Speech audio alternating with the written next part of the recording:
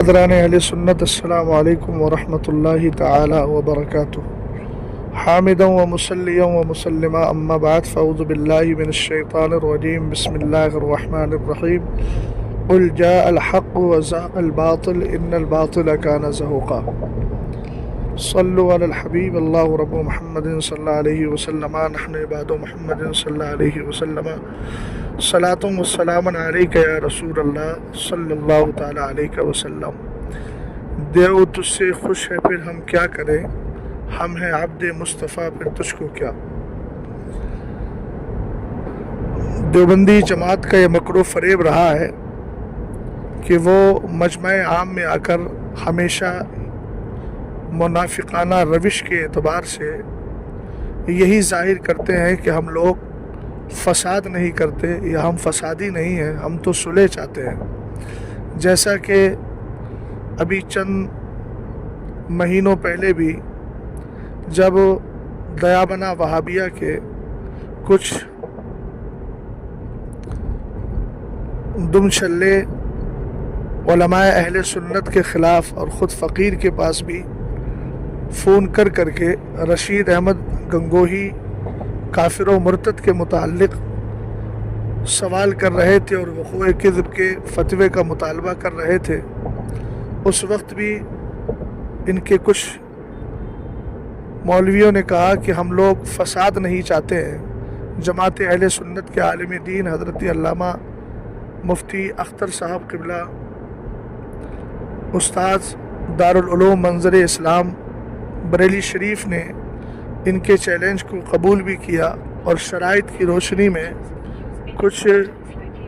گفتگو بھی کرنے کی کوشش کی، لیکن ان لوگوں نے اسی طرح کے بہانے کر کے حالات کو بگاڑنے اور زمانے کو یہ باور کرانے کی کوشش کی کہ ہم لوگ فساد نہیں چاہتے ہیں اور ہندوستان کے حالات ایسے نہیں ہیں، مگر وہی مثال وَإِذَا خَلَوْا إِلَىٰ شَيَاطِينِهِمْ قَالُوا إِنَّا مَعَكُمْ إِنَّمَا نَحْنُ مُسْتَهْزِئُونَ، کہ جب اپنے شیطانوں سے ملتے ہیں اور اپنے درسگاہوں میں بیٹھنے والے ان مکار استاذوں سے ملتے ہیں یا اپنی ٹیم سے ملتے ہیں تو کہتے ہیں ہم تو یوں ہی مذاق اور ٹھٹا کر رہے تھے۔ اور اس کی واضح دلیل یہ ہے کہ اسی سال 24 ربیع الاول 1447 بروز چہار شنبہ کو دارالعلوم دیوبند میں امتحان ششمائی ہوا اور اس میں ایک پرچہ رکھا گیا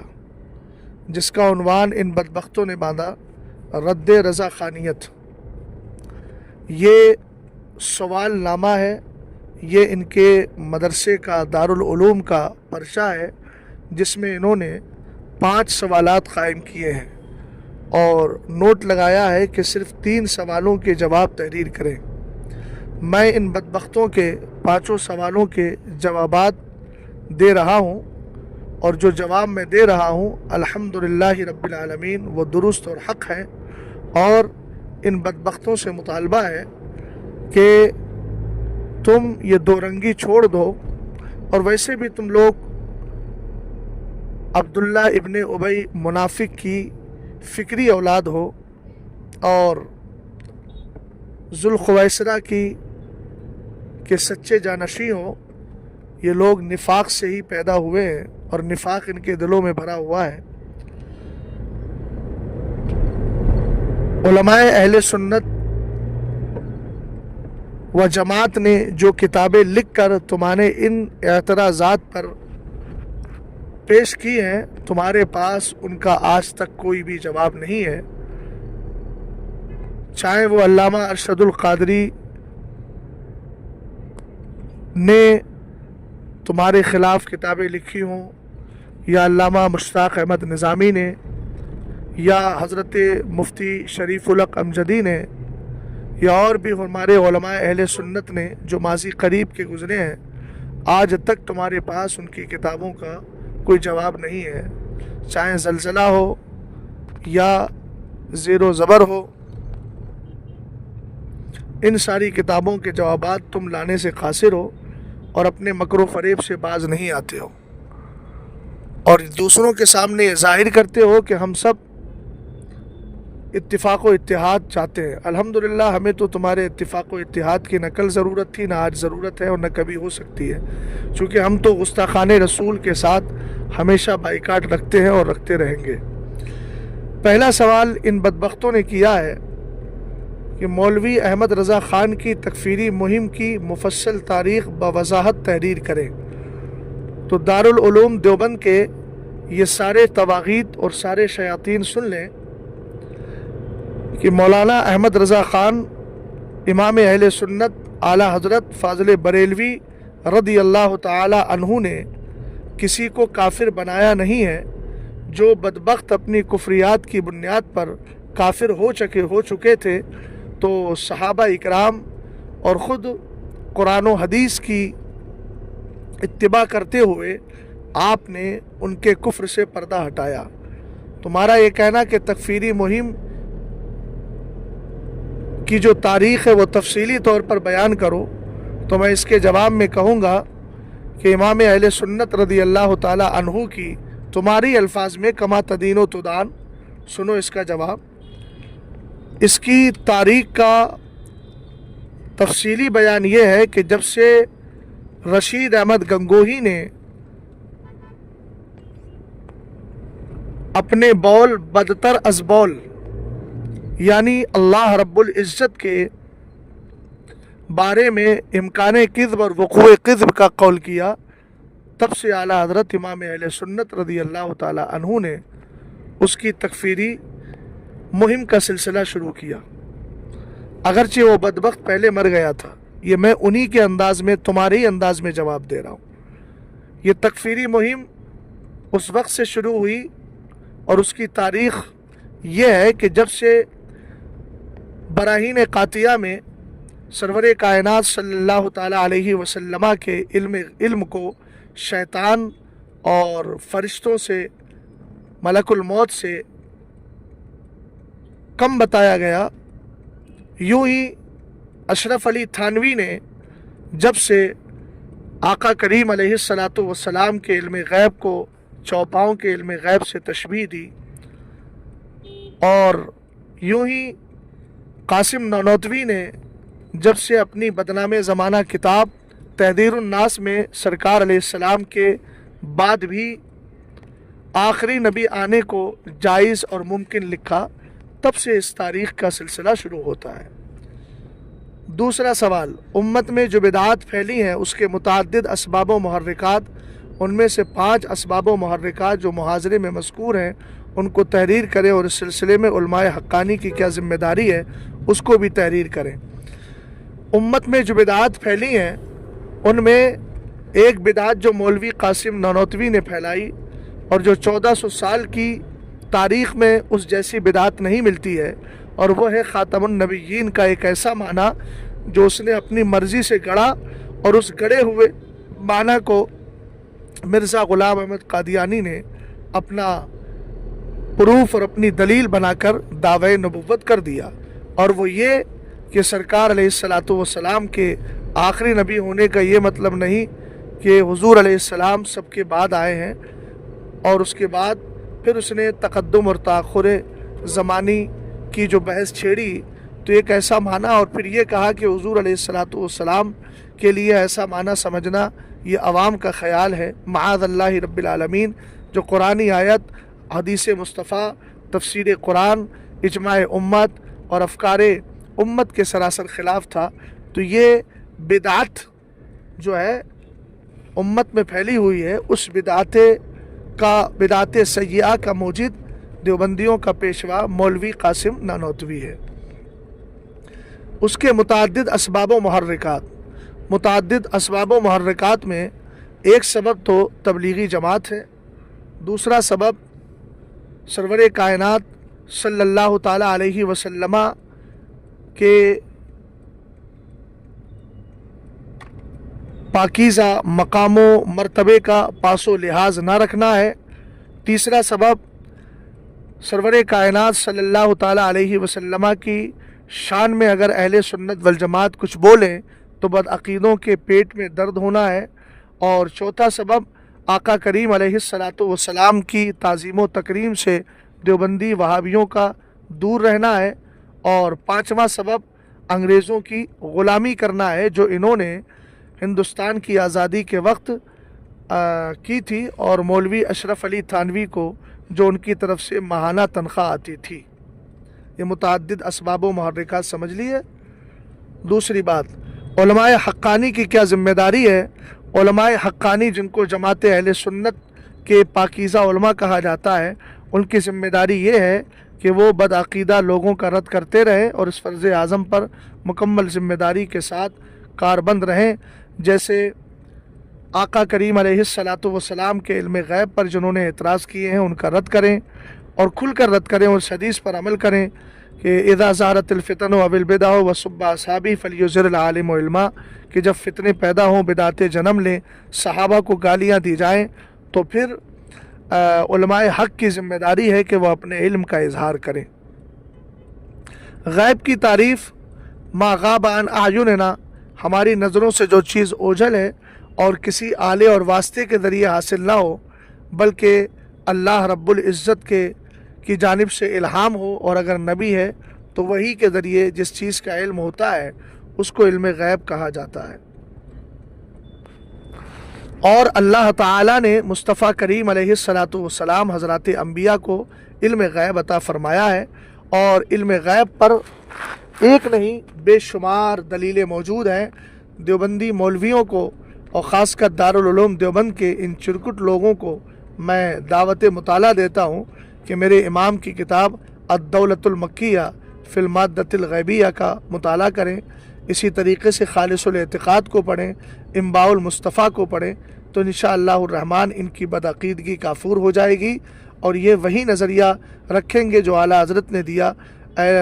اور کوئی غیب کیا تم سے نہا ہو بھلا، جب نہ خدا ہی چھپا تم پہ کروڑوں درود۔ چوتھا سوال انہوں نے کیا ہے غیر اللہ کو پکارنے کی، یعنی یا رسول اللہ یا غوث کہنے کی 5 صورتیں، اور ان سب کے احکام علیحدہ علیحدہ ہیں، آپ 5 صورتوں اور ان کے احکام بوضاحت تحریر کریں۔ تو سن لو، اس کا جامع جواب یہی ہے کہ حضرات انبیاء اور حضرات اولیاء اور بزرگان دین کو قبل وصال اور بعد وصال ندا کی جا سکتی ہے، اور اس پر ایک نہیں بے شمار دلیلیں موجود ہیں۔ خود تمہارا پیشوا ابن کثیر لکھتا ہے کہ امام عتبی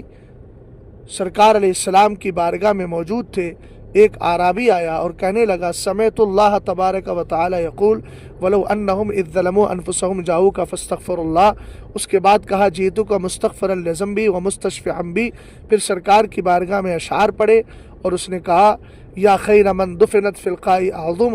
فطاب من طیبہن القاء والعکم نفس الفداء لقبر انت ساکن فیہ العفاف وفیہ الجود والکرم۔ تو جب وہ آیا تھا تو سرکار کی بارگاہ میں اس نے کہا السلام علیک یا رسول اللہ، اور خود مولا کائنات کہتے ہیں جا اعرابی بعدما دفننا رسول اللہ صلی اللہ تعالی علیہ وسلم بثلاثۃ ایام فرما بنفسه على القبر واخذ على راسه من التراب فقال يا رسول الله صلى الله تعالى عليه وسلم سمعت الله تبارك وتعالى يقول ولو انهم اذ ظلموا انفسهم جاءوك فاستغفروا الله جئتك مستغفرا لذنبي ومستشفعا بي فنودي من القبر ان قد غفرت لك۔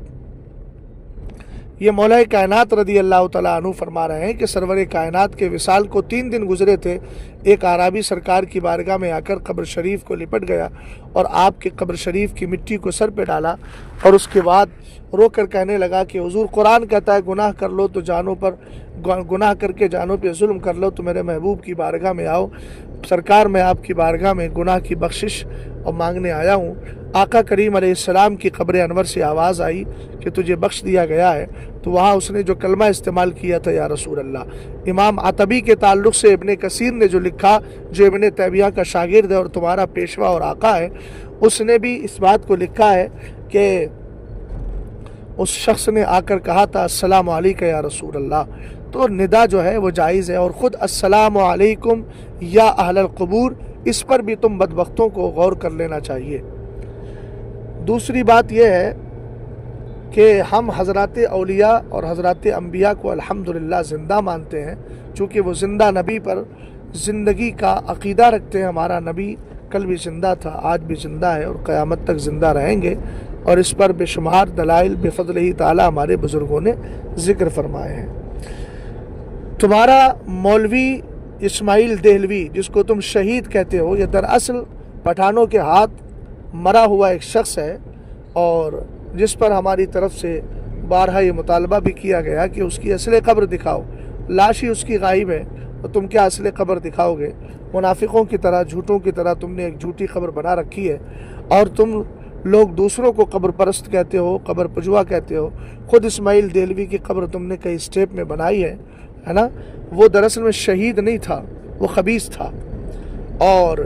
तुमने कहा कि रज़ा खानियों ने यह बहुतान बांधा है कि शाह साहब ने सिराते मुस्तकीम में लिखा है कि नमाज में मुहम्मदुर रसूलुल्लाह की तरफ ख्याल ले जाना माअज़ल्लाहि रब्बिल आलमीन इसी तरीके से किसी फ़ाहिशा रंडी के तसव्वुर और उसके साथ ज़िना का ख्याल करने से भी बुरा है। अरे भाई, ये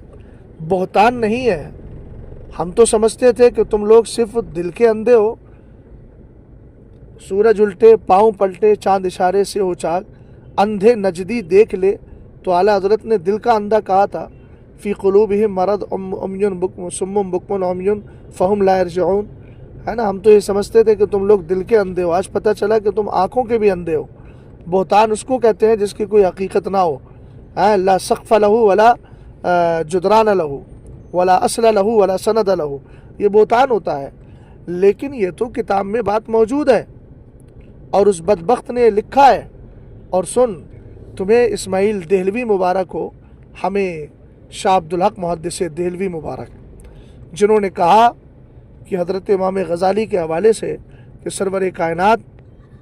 सल्लल्लाहु ताला अलैहि वसल्लम पर जब सलाम पढ़ो, अस्सलामु अलैका अय्युहन नबी कहो नमाज की हालत में, और बदबख्तो अस्सलामु अलैका पे ज़रा गौर कर लो, खिताब के साथ कहा जा रहा है ना। तुम लोग तो बिल्कुल अक्ल से, दिमाग से पूरे पैदल हो।